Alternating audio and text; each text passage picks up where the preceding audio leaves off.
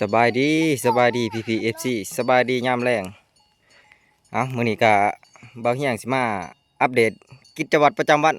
อีกมื้อหนึ่งของเบาเฮียงทุกคนหลังจากที่มื้อก่อนเฮาได้ไถนาแล้วก็ขาดไว้เตรียมพร้อมสิตกกะเลยทุกคนแล้วก็มอบตะกร้าไว้ตั้งแต่มื้อก่อนพุ่นแหละมื้อนี้ก็ถือว่าเป็นอีกมื้อหนึงที่เบาเฮียงสิมาสืบต่อมื้อนี้สิมาหว่านกะทุกคนนี่หลังจากที่มื้อก่อนก็เอาข้าวปลูกที่แช่ไว้ขึ้นมาตากไว้กับพอดีนี่จากมื้อก่อนที่เฮามอบไว้ก็รอถ่าให้มันอีกประมาณมื้อหนึงให้หน้าดินมันกล้ามดีแล้วก็อย่างสิมาหว่านวันนี้ทุกคนนี่โอ้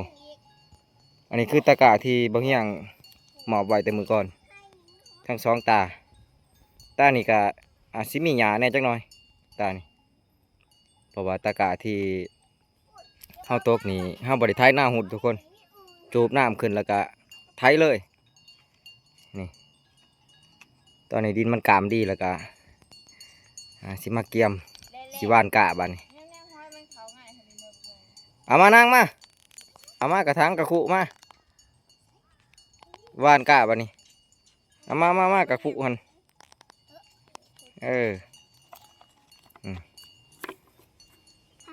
แต่ละมือแต่เว้นนี่ก็อยู่แต่กับร้านหน่อยนี่แหละ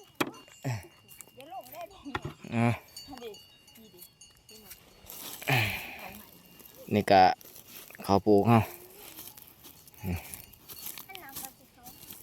เขาปลูกกระตากไว้ตั้งแต่มือก่อนเลยที่จริงก็แซ่ไว้หลายมือเลยทุกคนตากไว้แล้วก็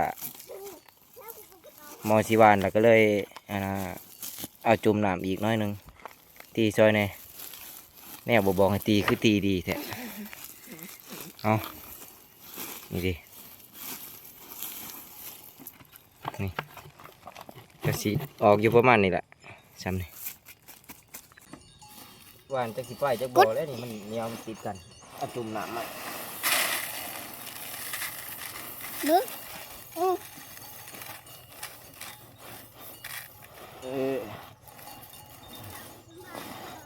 มันจุ่มคือว่าเฮ้ยแท้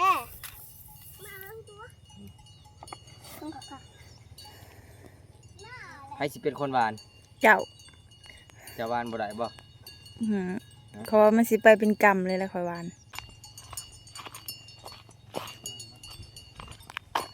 ได้ไข่เขียดลงมือหวานเลย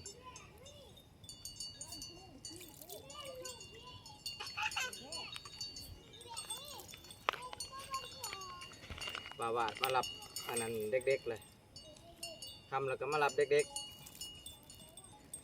โมเมนต์แล้วมาเบิ่งเจ้าหวานกะบ่มาตรวจงานบ่มาสวนงานเราไปจะได้มันใต้ปัญญาเทศกาลนี่ว้ายงานมันลายฮะรีบไปได้นี่สิออกได้บ่เลยเฮ็ดเองออกบ่ได้จื้อตัวแล้วก็มือเอาตัวแล้วเราก็มือน้ำมักจับกอได้ก็กลัวแม่ตัวอ้วนไปแม่ไปปลดซอยแม่ไปแม่ที่ขึ้นหัวไปซอย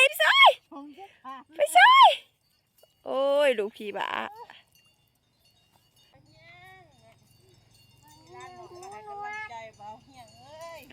น้าสาวนอนลั่นมาเล่นน้ำกลนเนาะอย่าให้ซุกเพื่อนนะ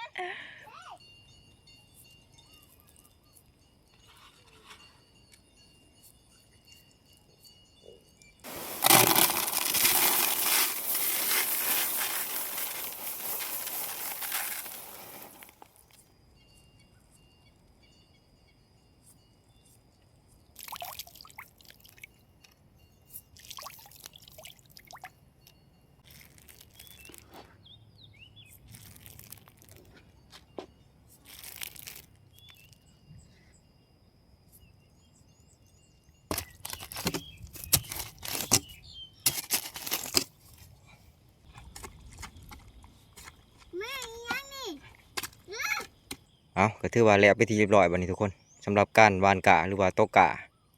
นี่ก็มีแต่ว่ารอท่าพุ่นแหละให้มันปลงหรือว่าให้มันยาวพุ่นแหละจังสิได้ไถนาดำแต่ว่าก่อนเฮาสิดำก็ต้องรอท่าฝนให้มันตกพุ่นแหละทุกคนจักเสียจะได้ฝนมันก็บ่ตกนี่แต่ว่ารอถ้าว่าสิรอไปเรื่อยๆมันก็สิบ่ทันหมู่แหละทุกคนเพราะว่าบางบอนหรือว่าบางเขตเขาก็ได้เบิดเลยก็เลยจำเป็นเฮ็ดเอาแนวนี้แหละสร้างฝนเทียมเอา แต่ว่าบรรยากาศของยามแรงมื้อนี้มันคล้ายๆฝนสิตกได้อยู่ทางพุ่นนี้นาสิตกเลยทุกคนได้ยินเสียงฟ้าห้องฟ้าเหลือมโผแนวใดก็ตามทุกคนเฮาก็เฮ็ดไปตามอันนี้แหละนี่ส่วนกาตัวที่ตกแล้วก็สิได้ประมาณนี้แหละทุกคนนี่ความยาวหรือว่าความที่หรือว่าความห่างอิหยังก็ประมาณนี้แหละนี่ ถ้าสังเกตเบิ่งความแห้งแล้งมันเบิ่งจากหน้าดินกะหูเลยทุกคนว่ามันแห้งแล้งหลายปานใดนะนี่เบิ่งผูดินมันเริ่มแตกเขิบแตกหยังมันหยะตัวออกเป็นซิกว่าซั่นซะโอ้เฮ็ดหน้าแต่ละปีก็โอ้ยทุกคนเลยจักสิว่าจะได้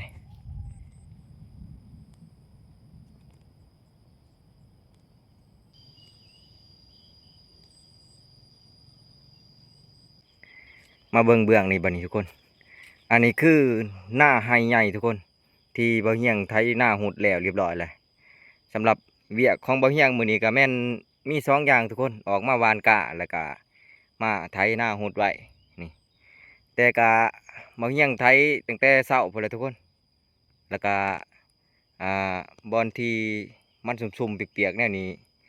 ที่เห็นมันสุ่มๆแนวนี้หรือว่าบอนที่มันมีน้ำนี่ก็คืออ่า น้ำที่มันหัวออกมาตามสายยางเฮาที่บ่เฮียงจูบน้ำใส่กะมือนะมันก็เลยไถได้ง่ายทุกคน แต่ว่าอยู่โซนเบื้องน่ะคือมันแข็งแห้งมันแข็งแห้งบ่แม่นว่าอ่ามันแข็งแรงเลยทุกคน มันแข็งดินน่ะมันแข็งนี่บ่เฮียงสิพามาเบิ่งเบื้องนี่นี่อันนี้คือดินบอนที่มันบ่ถึกน้ำทุกคน แล้วก็ฝนบ่ตกก็สิเว้าอีกอย่างหนึ่งก็ด้วยความแห้งแล้งอะไรทุกคนนี่ก็ไถจนบ่อยากเข้าไปเลยทุกคนนี่บ่เฮียงก็อดสาไถเอาซ่ามันแล้วนี่โฟเพราะว่าดินหน้าสะตอนี่ส่วนหลายมันสิเป็นแบบเป็นดินแกนดินแข็งเป็นโขกเป็นหยังมันก็เลยถ้าว่าบ่มีน้ำหรือว่าฝนบ่ตกใส่นี่มันบ่อ่อนเลยทุกคนนี่เบิ่งจากก่อนขี่ไทยที่บ่เฮียงไทยมันก็แข็งก็ถือว่าไทยยากกันเลยทุกคนถ้าว่าบ่มีน้ำนี่แต่ว่าใครในแต่ยังสนเบื้องนั่นแหละก็ไทยได้ง่ายอยู่และผักส่วนหน้าหุดที่ย่างเรือหรือว่าบอนที่บ่ทันได้ไทยก็บ่เฮียงก็ต้องรอท่าพุ่นแหละให้ฝนตกซะก่อนทุกคนจังสิมาสืบต่อไทยเพราะว่าที่เห็นในมื้อนี้ก็ถือว่าค่อนข้างอยากไทยยากในจักหน่อยทุกคนอืมมีแต่ว่าฝนตกพุ่นแหละฟ้าส่งฝนดีจังสิได้ไทยมันทุกคนอืมอันนี้คือบรรยากาศยามแลง